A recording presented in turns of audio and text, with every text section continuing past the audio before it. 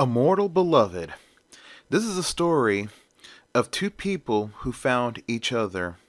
Two people who found love, but in different time periods. Love was so powerful that they were able to transcend the barrier of time. New Orleans, Louisiana, March 2014. It was a normal spring day in the city as a young man by the name of Arthur Gelsum ran an antique store. Arthur was a tall man, not skinny, not heavy, but in between. He had brown hair and brown eyes, and he was 32 years old. And he started up the antique store sometime in the middle of last decade. And it was a successful antique store. He always had a lot of people come to buy the old things that he was selling. But his life was going to change, as one day a tall black man walks through the front door of his antique store lugging a huge chest.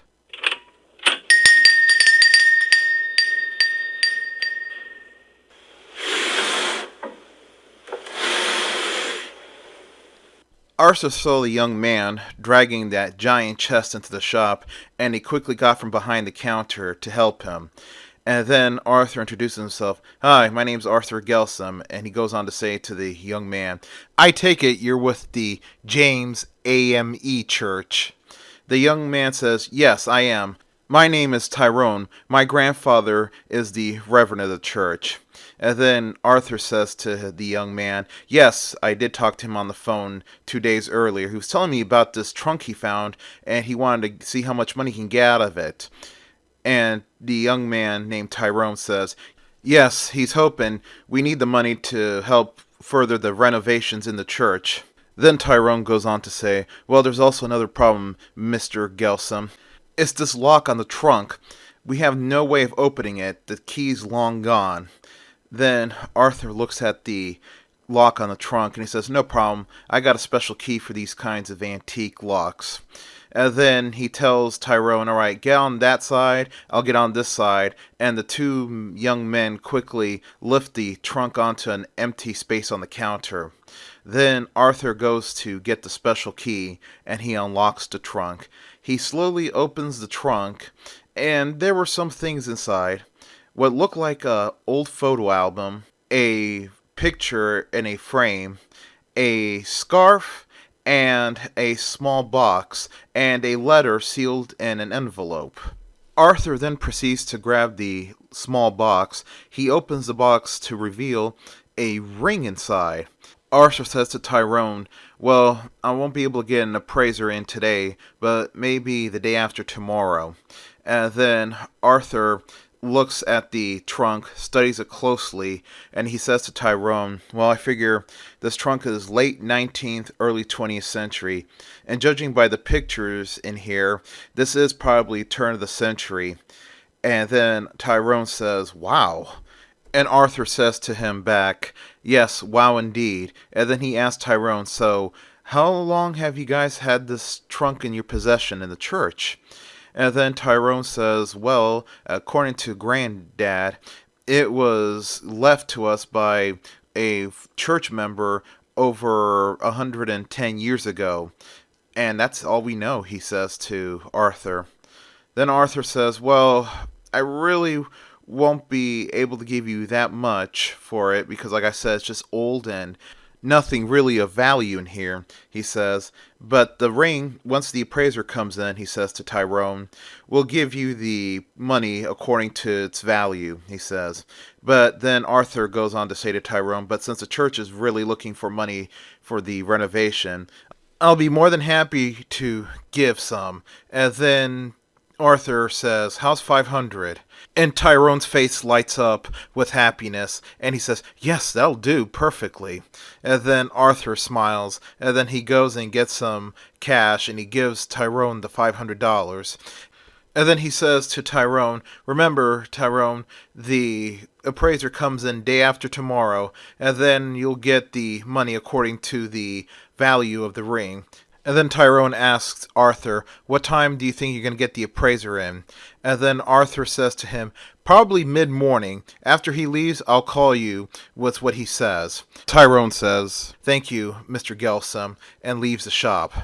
Afterwards, Arthur looks through the trunk some more, and then he finds some more objects in the trunk. He found some posters for some sort of play, and another poster for some sort of show, and he also found some old wax cylinders, which were the ancestors or the forerunners to the records. And then Arthur says to himself aloud in the shop, good thing I have a wax cylinder player at the house. I could find out what long forgotten songs do these cylinders contain. Then his business partner, Roger Dearden, comes up, giving him a slight fright, saying, hey, buddy, what's going on? And then Arthur says, oh, dude, don't sneak up on me like that. Roger says, oh, sorry, man. Roger Dearden was a man 3 years older than Arthur. He had a crew cut with graying hair, and he was a very thin build. The two men knew each other since high school in the 90s. And then Arthur goes on to explain to him about the trunk and its contents. And he asks Roger, do me a favor. Since you're going to the office, can you call Todd and ask him to come over as soon as possible? I have a ring here that needs appraising. And then Roger says, sure thing, buddy. And Roger heads to the office. Then Arthur keeps on examining the contents of the trunk. He looks at this one picture that was in a trunk. It was in a frame. It was that of a beautiful black woman. And then Arthur found himself almost like he was falling in love. And then Arthur says to himself aloud, oh, get a hold of yourself, dude. She's probably been dead for decades. Then Arthur looks at the sealed envelope. The envelope was yellow from age. And then he proceeds to tear open the envelope gently. And he pulls out a folded paper. And there he saw a note written on the paper. It just read, come and find me. And that's it. That was very puzzling to Arthur. He wondered what that meant. And then he folded the paper back up and put it in the open envelope. And then he thought to himself, maybe I need to study this some more. And then he proceeds to put everything back in the trunk, except for the small box with the ring in it. He puts that into the store safe.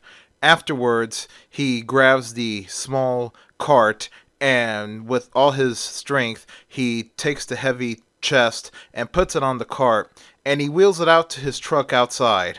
But instead of putting it on the bed of the pickup truck, he puts it inside the passenger side seat so it wouldn't get wet with the afternoon rains. It was finally the end of the day, and Arthur and Roger were closing up. After Roger left, then Arthur was the last one to leave. He activates the security system and locks the store. There was a violent storm brewing overhead.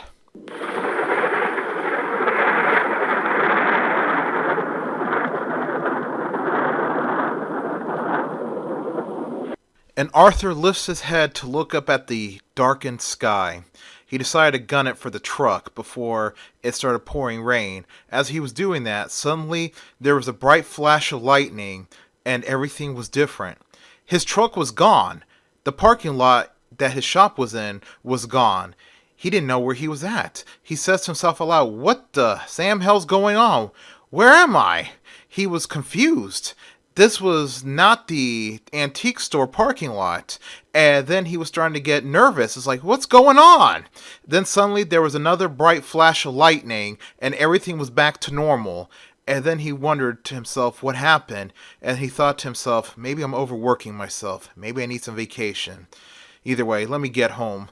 And then Arthur gets into his truck and drives off. Later at his house, Arthur had just got done shaving and showering. Now he was going to sit down and listen to some music. He sits next to his old wax cylinder player that was from also the turn of the century.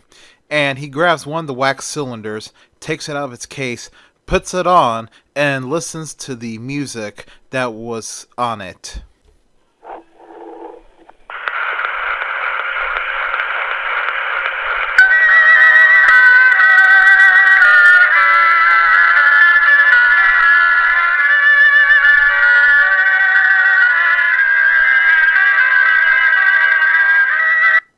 After playing the wax cylinders, then Arthur decided to hammer the picture of the woman onto the wall of his living room. And he stood there, staring at the picture of that young woman, and he wondered to himself, who was she? What did she do? When did she die? And was she ever married? Did she have children? Arthur just thought and thought. He found it very bizarre that he fell in love with a woman in a picture, and he just wondered to himself, what was her name? Then he sits down and looks through the photo album that was in the chest. He looked through all the pictures of a family, a child, and several other people, probably family members, probably friends, he thought to himself. And then Arthur had an idea. He would go to the church sometime during the week and ask the old reverend who was this woman. Maybe he would know. Then Arthur decided it was time for bed. Arthur brushed his teeth and laid down his bed. And then he drifted off to sleep. Around midnight, he woke up. He had to go use the bathroom. But when Arthur got up and left his bedroom, he noticed something. His house was different. He was not in his own house. He wondered to himself, what the hell's going on? And then he looked around, and he was suddenly frightened by the sound of a grandfather clock going off.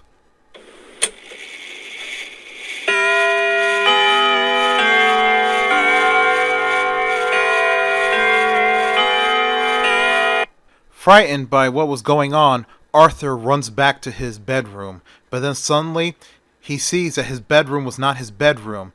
It was ornately decorated, like a woman's room. And then Arthur sees her. The girl in the picture, she was very beautiful in person. Her hair was down, she was wearing a nightgown, she had just got done saying her prayers. And then she pulls back the covers to her bed and begins to lay down in bed. She hadn't seen him, and Arthur was staying very quiet. She then reaches for the lantern on her night table, ready to put it out. And then when she puts it out, suddenly it was dark again, but this time Arthur was back in his bedroom. He quickly turns on the light of his bedroom. Everything was normal. Then Arthur runs out to the hallway and turns on a light there. Everything was normal there too. And then he wondered, what was going on? First the parking lot in the afternoon, now his house. Maybe he was losing it, he thought to himself. Maybe he was dreaming. And then he thought to himself again, maybe he was so in love with the girl in the picture that his imagination was beginning to run away. But then he thought to himself, no, that can't be. Then he says to himself, I'm going to sleep and I'm going to investigate what happened to me in the morning. The next morning at work, Arthur was reading on the computer in his office about time slips. He was reading about many reported cases of people who claimed they have slipped through time or saw someone who slipped through time. It was a very interesting case read, so Arthur delved in further to other things. And those things were the esoteric and the spiritual things. And Arthur's research had led him to the works of a man he's heard of before, a man named Po, a well-known Buddhist monk who is called the Master of the Mind. He's read some of his works in the past, and they always made very interesting reads. And then to Arthur's delight, he found out that Po was doing a lecture tour, and this tour was taking him to New Orleans. He was coming next week, and he wondered if there was any tickets available.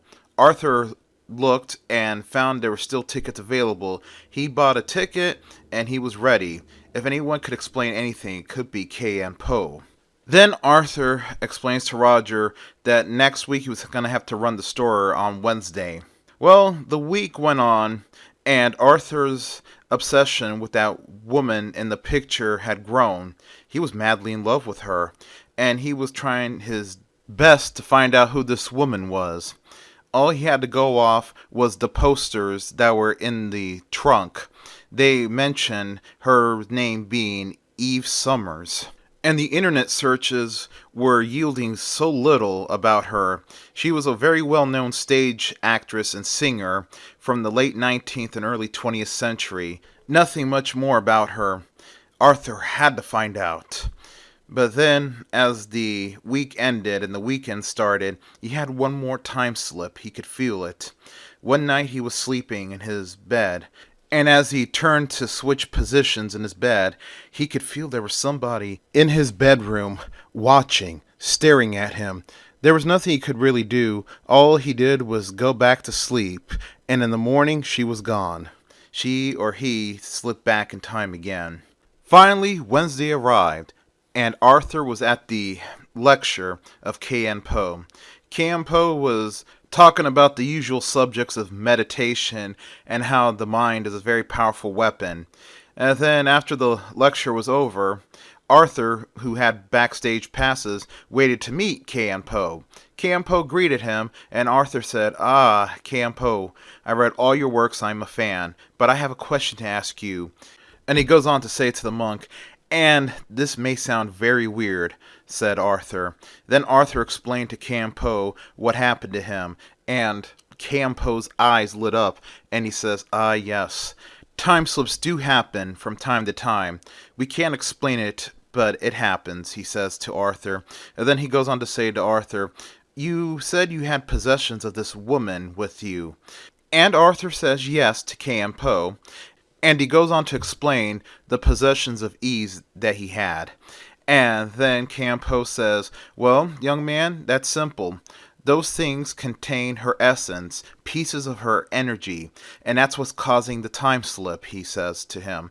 And then he goes on to explain to Arthur, "And more than likely, this woman died without ever finding love, and fate has decided to bring you two together through time itself." Then Arthur says to Campo, "This is going to sound quite silly." And then he asks Campo the question, "Is there a way to artificially induce a time slip?"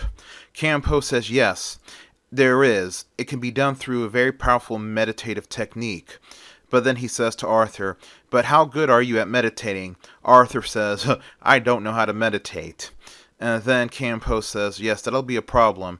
And then Campo says to Arthur, "Why don't you find a local Buddhist temple? They will teach you how to meditate. And once you learn the basics of meditation, I will tell you how to do it."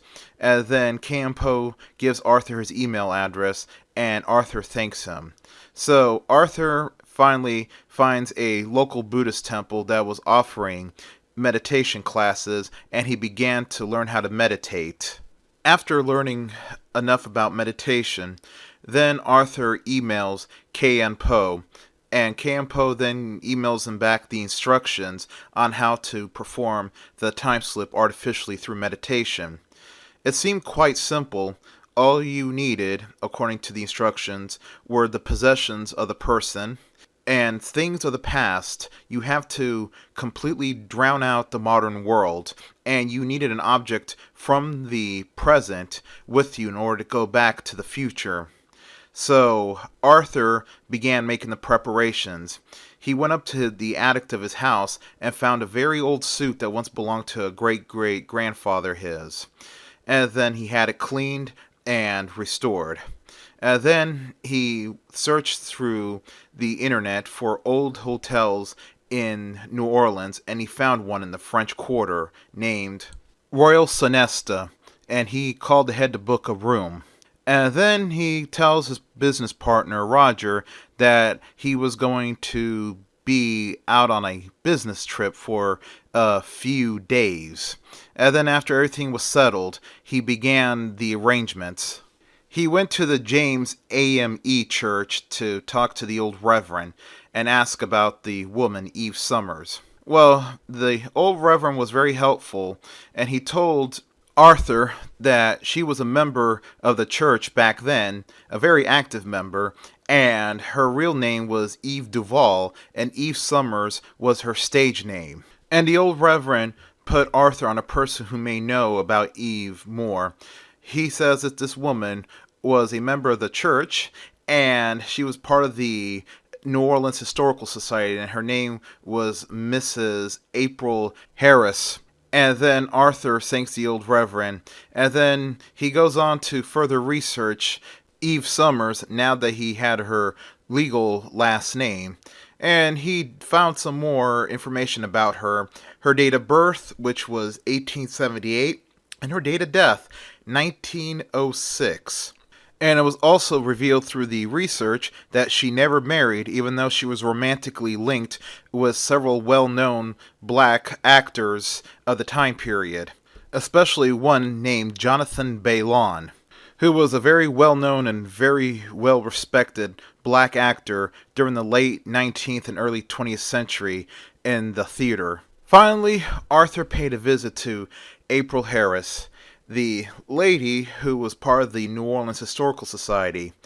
And then Arthur asked her about Eve Summers, and he learned a lot more from April Harris about the woman he fell in love with. He learned that Eve was part of a very well known and very well respected black theater company called the New Black Theater.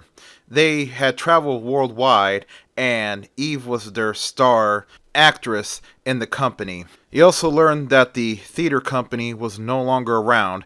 They went under during the 1930s in the height of the Great Depression. Then he was shown more pictures of Eve, and Arthur just couldn't get enough. He wanted to ask April Harris for those pictures, but he couldn't. And then April revealed to him that Eve died in 1906 from tuberculosis, unmarried with no children. Then Arthur tells April about the trunk that recently came into his possession. April then asks Arthur, "Oh, will you donate that trunk to me and all its contents?" And Arthur says, "Yes, I will very soon." And then Arthur pulls out his smartphone and shows April the pictures of the trunk's content. April saw the picture of Eve that Arthur hung up in his house, and she says to Arthur, "I remember that picture. I've heard about it. It was taken in 1904, she says to Arthur. Then Arthur says, here's the address to my house. You can come and get it in 2 weeks. But I will keep the picture of Eve," he says to April. April says, "Really? Can I have that picture? It's very important." And then Arthur says, "Well, I'll make a copy of it, then I'll give you the original." April smiles and says, "Oh, thank you, Mr. Gelsum." And then when she looked at the address that Arthur gave her, she says to Arthur, "Well, I'll be. Mr. Gelsum," she says, "do you know that you're living where Eve lived at years ago?" Arthur's like, "What?" And then April says, "Yes. You know that house that you live in? Well, that's a new house. But before your house was built, it used to be a neighborhood where a lot of professional and wealthy blacks lived at, including Eve. Unfortunately, the neighborhood declined after the Depression when many of them left the city to look for new opportunities." And April goes on to say to Arthur, "If I recall correctly, Mr. Gelsum, the entire area was leveled in the late 1950s, and they began to build those homes in the early 60s. And then Arthur says to April, "You're right, Mrs. Harris. My house was built in 1964. So Arthur thanks April Harris and leaves. Then he had one more thing to do before he tried the time travel experiment.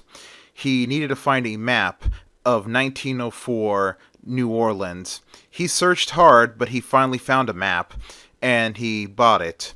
Finally, it was time. He heads to the Royal Sonesta Hotel and goes into his room.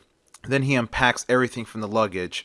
He unpacks the antique suit that belonged to his great-great-grandfather, and he puts it on. And he takes the picture of Eve and puts it on the night table. And then finally he takes the ring, which he had long since paid the church its value for, and the scarf. And then he laid it out all in front of him, and then he had the one item he needed from the future, a 25-cent minted in 2005. Then Arthur begins to meditate. As he concentrated, there were moments that he felt that it could be working, that he was drifting, but then there were moments he didn't feel nothing. Arthur opened his eyes and saw that he was still in the present. It didn't work. He decided to get some sleep and try again in the morning. So finally, the morning came, he brushed his teeth, and he dressed up in his antique suit, and then decided to give it a go again. And Arthur concentrated. As he concentrated on the objects ahead of him, he felt something. He felt like energy was drawing to him, and then he began to feel like he was drifting, like he was gently falling through air. He couldn't explain it, but he didn't want to start thinking about it. He kept on doing what he was doing, and finally, when he opened his eyes, the hotel room seemed a little more different than it was when he was there. He unfurls his legs and gets up, stretches, and then he looks out the window, and to his amazement, it worked. He had gone back in time. He was now in 1904. Arthur takes out the copy of the antique map of New Orleans that he had in his pocket, and he makes his way downstairs through the lobby and into the streets of New Orleans of the distant past.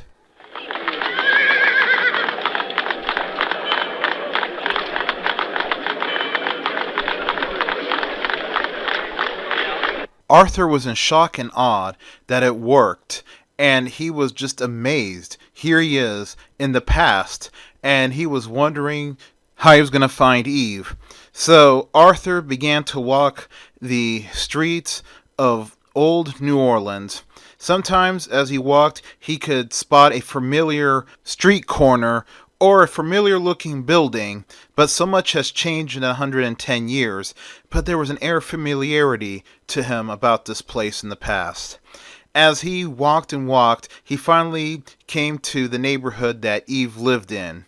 He was amazed that in a couple of decades, this entire place was going to be leveled, and the neighborhood he lives in now was going to be in its place. Arthur pushed on further into the neighborhood, and he was amazed at the very nice homes that lined the streets. Everyone here was very well to do. As Arthur finally arrived at Eve's house, a very nice looking but modest red brick bungalow, and the mailbox says Duval. Well, Arthur takes a deep breath and walks up to the front door. He was nervous, and he says to himself in a loud whisper, "Carpe diem." And then he sees an old decorative lever, and he quickly figured out that was the doorbell. And then Arthur pulls on the lever to ring the doorbell.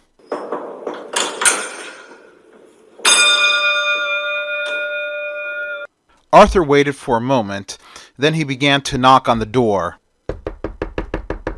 But there was no answer. So Arthur turned around to leave, and he was startled by a short, middle-aged black woman who had just stepped out in front of him. And she apologizes to Arthur with a grin on her face, saying, "Oh, I'm terribly sorry, sir. I didn't mean to give you a fright." And Arthur says, "It's okay, madam. It's okay." And then the lady proceeds to ask Arthur, "You coming to visit Miss Duval, or should I say Miss Summers?"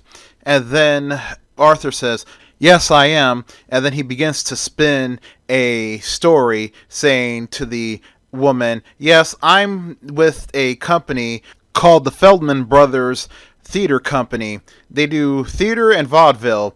And I was visiting Miss Duval, or Miss Summers," says Arthur, "to offer her a deal with the company." And the woman says to Arthur, "Well, sir, you're not going to find her here. She's at the theater. She's rehearsing for the big play that they have tonight." And then Arthur asked the lady, "Well then, madam, do you know where this theater's at?" And then the woman gives Arthur the directions to the theater. So Arthur hops on a streetcar, and after the streetcar takes him to his destination, he looks at the theater.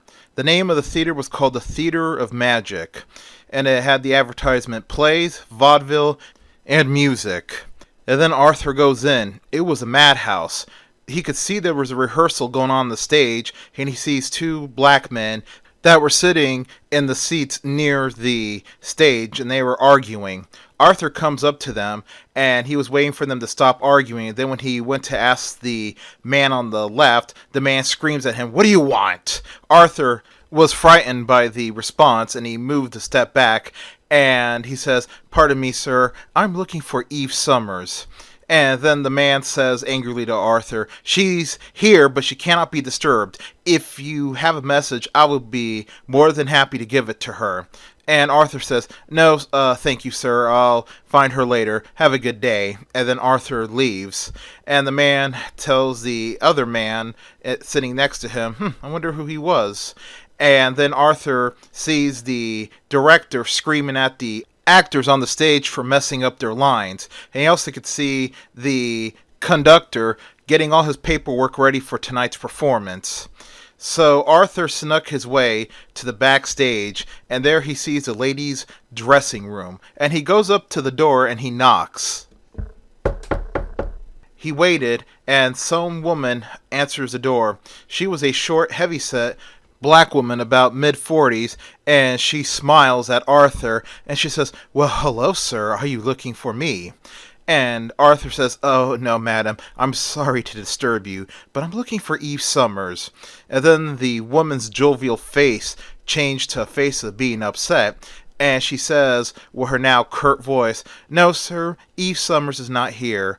If you're looking for her, she's probably out by the lake, walking around."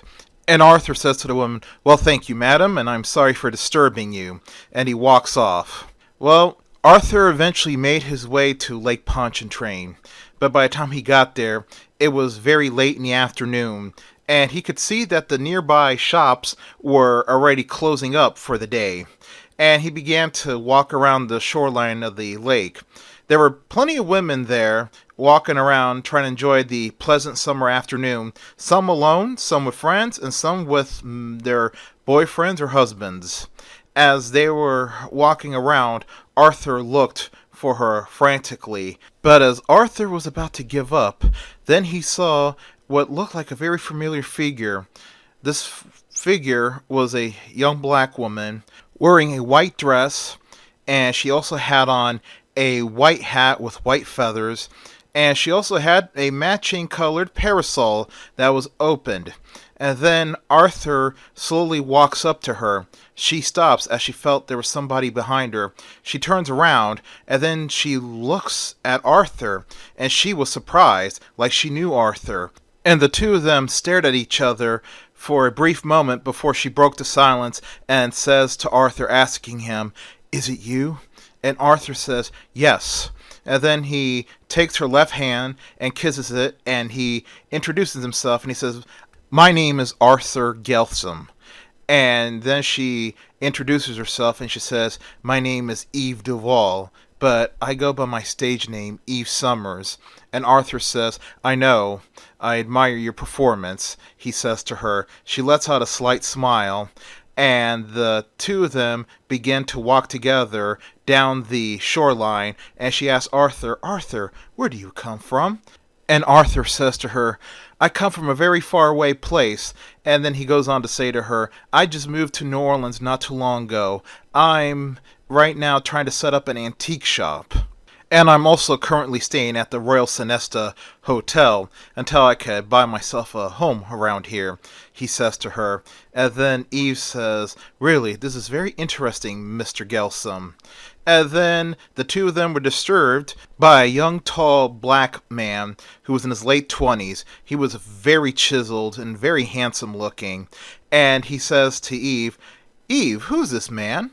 And then Eve says, "Oh my, Jonathan, this is Mr. Arthur Gelsom. He's just moved to New Orleans. He is trying to open up an antique shop." And then Arthur recognized him. It was Jonathan Bailon, the man that was said to be romantically involved with Eve. And Arthur says to Jonathan, "Nice to meet you, Mr. Bailon. I admired you in the play you did a few years ago called Lady in the Boat." And then Bailon said, "Really? I'm glad that you enjoyed my performance," he says.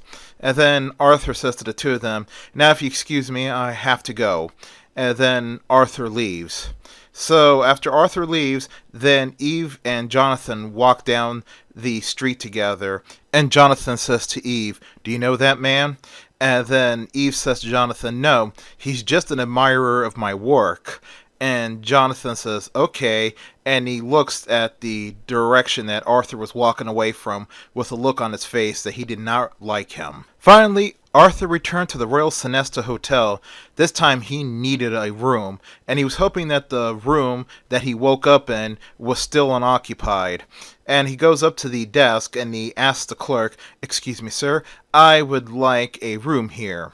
And then the clerk at the desk says, "Yes, sir." And then he asks him for his name. Arthur gives him his name. And then Arthur says to the clerk, "Excuse me, sir, I do have an unusual request. I'm requesting to stay at room 114. And the clerk looks at his ledger and he says, "Well, yes, sir, 114 is available. Why do you request specifically that room?" And then Arthur says to the clerk, "Well, that room has a nice view of the streets." And then the clerk says, "Okay, sir." Then he gives him the key and then has him sign the ledger. And Arthur puts his name and the date down. And the clerk had noticed that Arthur had no luggage. And then Arthur explains to the clerk the situation. And after he explains everything, then Arthur leaves the hotel. The room was secured. Now he needed clothing. So he goes to a local tailor shop and buys 3 suits and a dinner suit. And afterwards, he pays the tailor, and then he heads out to another store where he buys a shaving kit, cologne, and some basic hygiene products. Afterwards, he heads back to the hotel, sets up shop, and begins to get ready to go to the theater to see the opening night of the big play that Eve was going to star in. But when Arthur arrived at the theater, he saw a big sign that said "sold out." Arthur said, "Dang it." So Arthur decided to do what nobody else had the opportunity to do. He decided to explore early 20th century New Orleans. And he walked around, taking in the sights and the sound. Plus, he was really dying in that tuxedo, since it was a typical, humid, balmy summer's night. Well, eventually he takes a taxi and tells the taxi driver to take him to the finest restaurant in the city. And so the taxi dropped him off at a restaurant called Del Monte's. It was a very lavish looking restaurant. And of course, since this was the early 20th century, New Orleans was still under the Jim Crow laws, despite the city's rich history of Creole culture. So Arthur goes into the white entrance, and the maitre d' says to Arthur, "Good evening, monsieur. Are you dining alone or do you have company?" Arthur says, "I'm dining alone and I'm sorry I do not have a reservation." And the maitre d' looks into his reservation book and he says, "We're in luck, monsieur. The 9:30 has not shown up tonight, so there is a table available right now." And then Arthur says, "Well, thank you, I'll take it." So the maitre d' shows him to his table, gives him the menus, and then leaves. As Arthur was looking through the wine menu, Arthur does not drink, so he decided to drink tonight. And suddenly the waiter shows up and says, "Good evening, monsieur. May I interest you in the special tonight?" And then Arthur asked the waiter about the special, and the waiter said it was some sort of French soup. And Arthur says, "Okay, monsieur, I'll have the soup tonight." And then Arthur looks at the wine menu and ordered the least expensive wine on the menu. And then the waiter leaves. After the waiter left, Arthur just looked around and was just amazed at the beauty of this restaurant. It was very lavish. Also, there was dancing as people were dancing on the dance floor, and there was an orchestra playing, mostly classical music and probably their own original compositions. And then Arthur sees 2 familiar figures in the colored section across the way in the restaurant. It was Eve Summers and Jonathan Bailon. It looked like they had come there to eat after the play. Arthur's face lights up with a smile. Eve was wearing a very beautiful peach evening dress, and of course Jonathan was wearing a typical dinner suit. Then Arthur gets up to go towards where they were sitting at to ask Eve for a dance, but then he briefly paused. He remembered the time period he was in. But as Arthur scanned the dance floor, he did see a small group of white men dancing with black women. So he regained his confidence and heads over to the table where Jonathan and Eve were sitting at, and he says to both of them, "Well, fancy meeting you two here."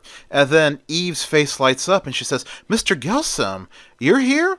And Arthur says, "Yes, I came here for dinner." And Jonathan says, "Oh, what a pleasant surprise, Mr. Gelsum." Then Arthur asks Eve, "Eve, I was wondering if I would have the pleasure to dance with you very briefly."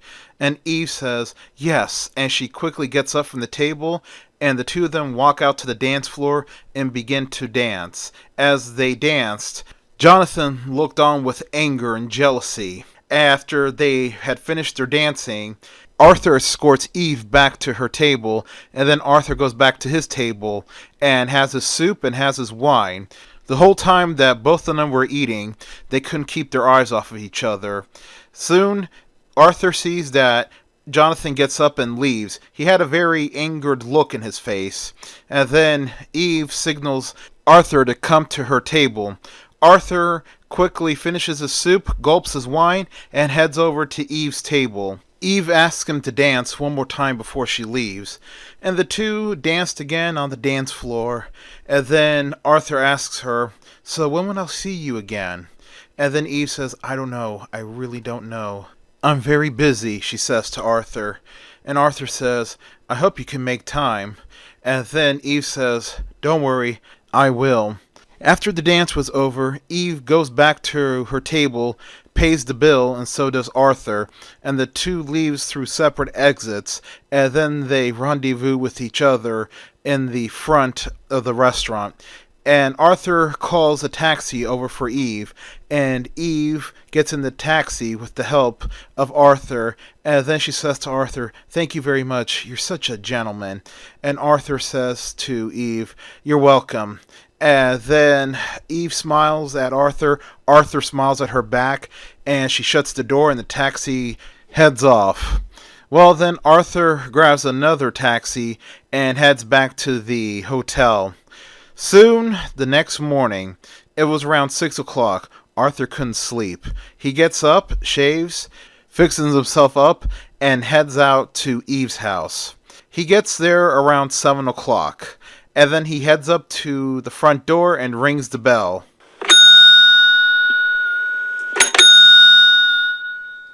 A few moments later, Eve answers the door, hair disheveled and wearing a floral robe, and she says to Arthur, "Mr. Gelsum, what is the meaning of this early in the morning?" And Arthur says to Eve, "Eve, I have to see you again. I couldn't stop thinking about you last night." And then Eve says,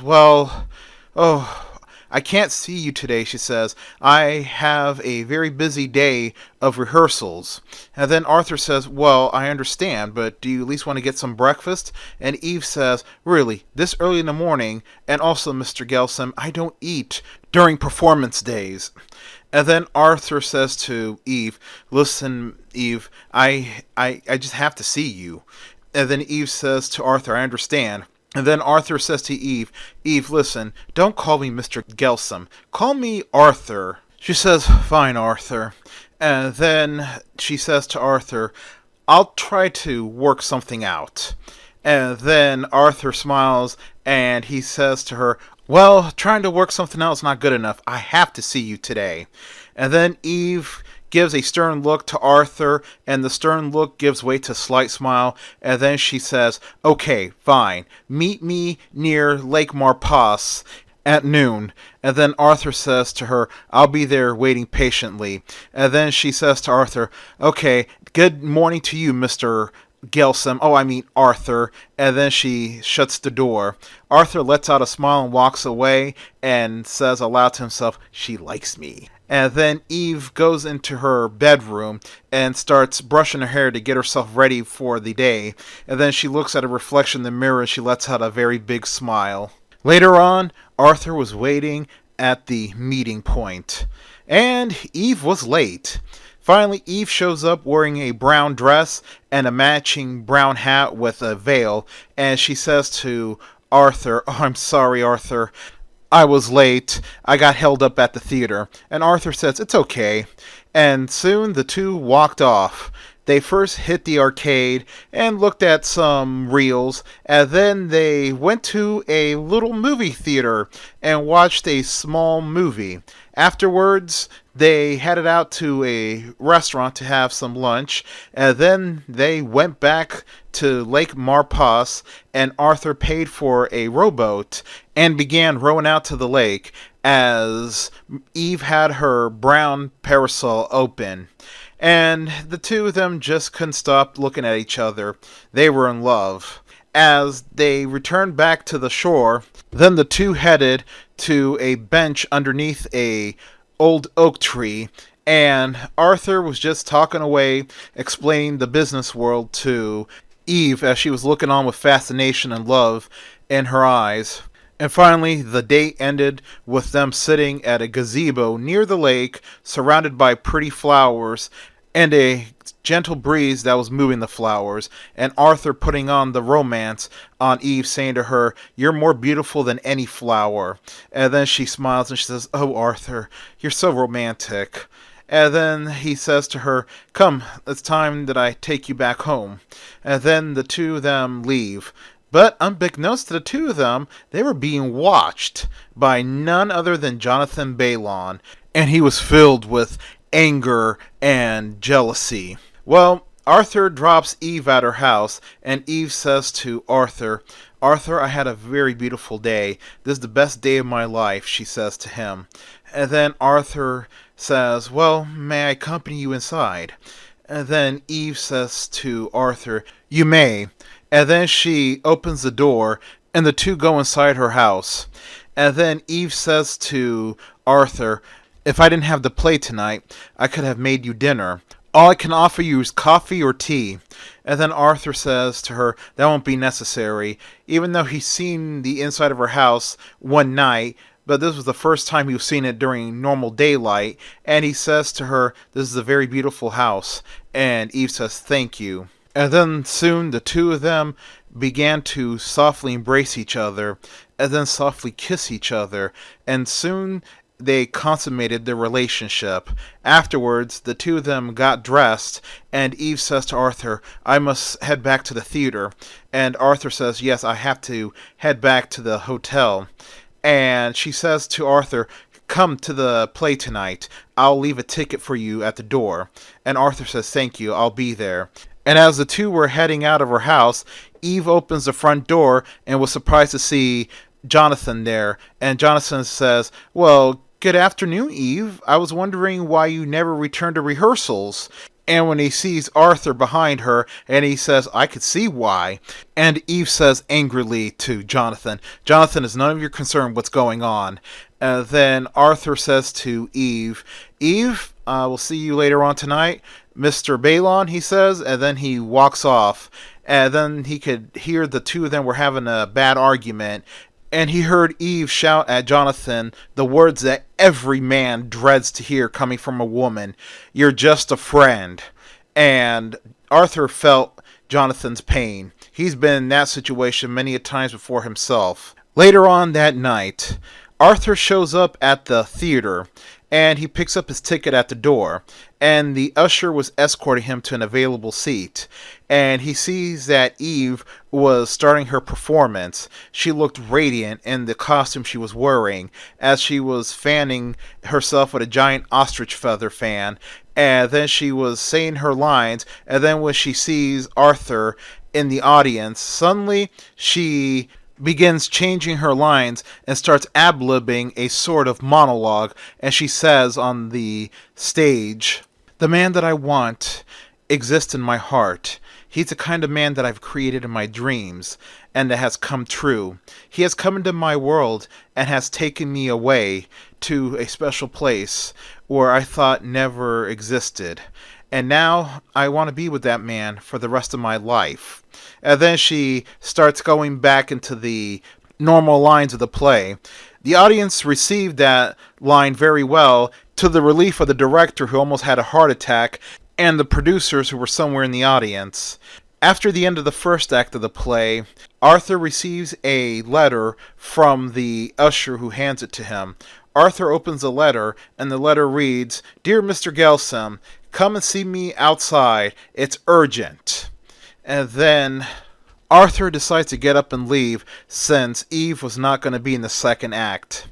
As he goes outside, he goes out into the quiet streets, and there he sees none other than Jonathan Balon. And Jonathan says, "Well, Mr. Gelson, it seems that you stole my woman from me." And then he goes on to angrily say to Jonathan, "I am tired, very tired, of you white men always taking our women. You have everything, but it's not enough, and you have to take our women." And then he goes on to say to Arthur, "Mr. Gelson, you look like a man that me and you could have got along very well and have become very good friends. So I'm going to give you a chance. Forget about Eve, forget that you ever met her, and we all can move on." And then Arthur says to Jonathan, "No, Mr. Balon, no. I love Eve very much. She's the woman of my dreams, and I intend to make her my wife." And Jonathan gets very angry and says to Arthur, "No, I've known Eve since 1899, and you come into town and you start wooing her, seducing her, and now she wants to be with you all the time. Oh no, Mr. Gelsum, no. It ends here tonight, and I was hoping that the answer would be different, but you leave me no choice, Mr. Gelsum." And then suddenly a bunch of men come out of nowhere and ambush Arthur and start to savagely beat him with pry bars and fists. And after Arthur falls to the ground, then they begin to kick him and stomp him violently. Soon the men run off, leaving Arthur on the ground bloodied and near death. Meanwhile, back inside, the play was over and the audience was letting out a huge applause as the actors were doing their bow and the curtain call.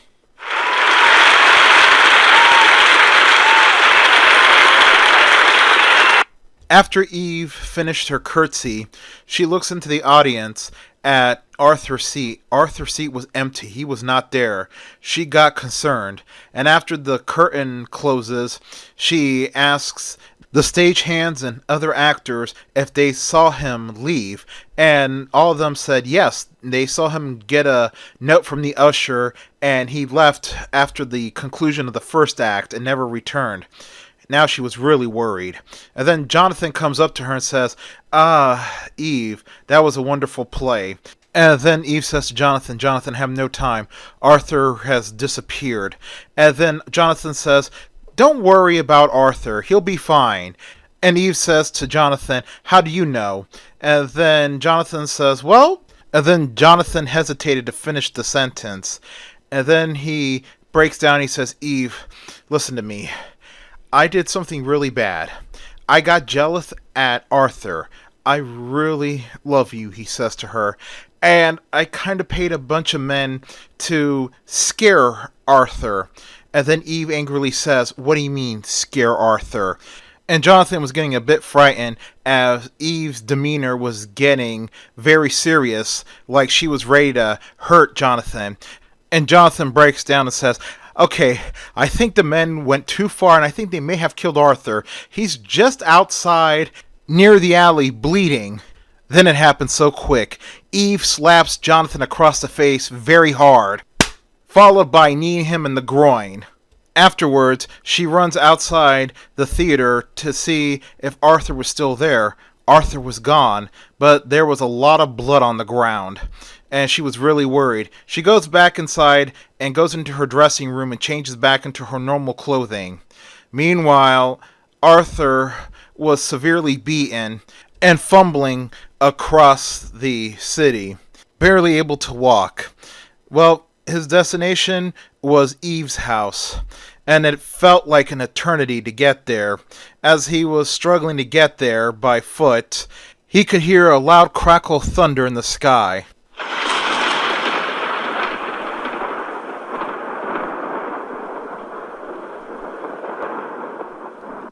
Lightning began to illuminate the night sky, and then Arthur felt the little drops of rain as it was beginning to rain.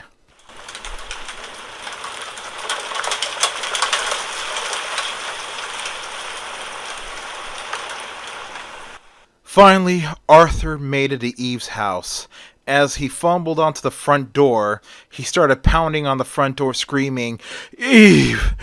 Eve, let me in!" Finally, the door opens. Eve screams, "Arthur," and helps him up. She helps him walk into the house. She closes the front door, and then she helps Arthur to a chair that was by a fireplace, and the fireplace had a fire going. And then she says to Arthur, "Oh, thank God you're all right. But my God, look at you. You're badly beaten. You need a doctor." And Arthur says, "No, I don't need a doctor. I'll be fine." And then Eve says, "Don't argue with me, Arthur. Oh, Lord." And then Arthur says, "No, Eve, I'll be all right. I'll be all right." And then Arthur passes out. Finally, Arthur wakes up and he sees that the fire in the fireplace has long since died out, and he feels something on his lap, and he looks down, and he sees that Eve was on the ground by the foot of the chair, curled up in a fetal position, using Arthur's right leg as a pillow. And then Arthur begins to gently caress Eve's hair, and he says, "Eve, wake up. I think I'm doing a lot better." Eve wakes up and she says, "Arthur, oh thank God you're still alive."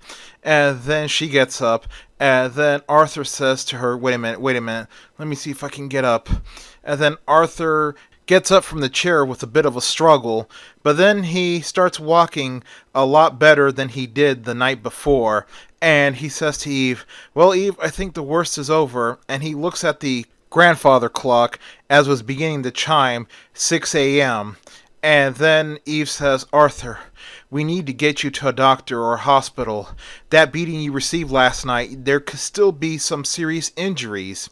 And Arthur says, "Well, let's go back to the hotel first so I can make myself a little presentable," he says to her. And he says, "Look at me, I'm all bloodied up and my suit is torn." And then Eve agrees, and she says, "Fine, we'll get you a little more presentable, but straight to a doctor," she says. And Arthur smiles and says, "Yes, honey." And then he says to Eve, "Eve, wait a minute, before we leave, I have a question to ask you. I was going to ask you this question last night after your performance." And then he says, "Eve, will you marry me?" And Eve smiles and says to Arthur, "Yes," and hugs him tight. And then Arthur screams, "Ah!" And Eve's like, "Oh God, I'm sorry." And then he says to Eve, it's okay. Let's go to the doctor." And as they were getting ready to leave, Arthur says to Eve, "Wait a minute, let me make sure I still have my wallet. Make sure those ruffians that attacked me last night didn't take it." And then Arthur reaches in for his pocket and pulls out his wallet and is like, "Yes, I still have my wallet." But he also felt another object that was next to the wallet that he pulled out. And then he looked, and it was the quarter from the future. And he looked at the quarter and he looked at the year 2005. And then it began to happen. He felt himself being pulled forward back to the future. And he could hear Eve screaming his name as it was echoing. And the room around him began to transform in a brilliant white light. Soon Arthur was back in his home in 2014, and he was very sad, and he said to himself, I gotta get back. And sure enough, Arthur tried to travel back in time again, but he couldn't, because he was missing the personal objects of Eve, and he was also in too much pain. He could not concentrate. Then Arthur decided to go to his bedroom, and there he collapsed on the bed. He had begun to cry, as he knew he was never going to see Eve again, and he cried until he fell asleep. And 2 days later, Arthur wakes up. He looks at his alarm clock, and he looks at his cell phone that was almost out of battery, and Arthur realized that he was asleep for 2 days. His injuries were a lot worse than he thought. So Arthur, instead of calling 911, calls his best friend and business partner, Roger Dearden, and he says, struggling to speak, "Roger, it's Arthur. Come to my house. Use the spare key. I need your help. Please. Soon, Roger rushes over to Arthur's house. Using the spare key, he comes in the house and screams Arthur's name, searching for him until he arrives at the bedroom. There he sees Arthur, bloody and beaten, and he says, "Dear God, man, what happened?" And then Arthur says to Roger, "Roger, power of attorney is yours. The shop is yours. You're my best friend. Goodbye, man." And then Roger says, no, no, I'm going to get you help, man. And then Roger uses his cell phone to call 911. The ambulance finally arrive, and they see Arthur in bad shape, and one of the paramedics say, "Dear God, man, looks like he's been severely beaten."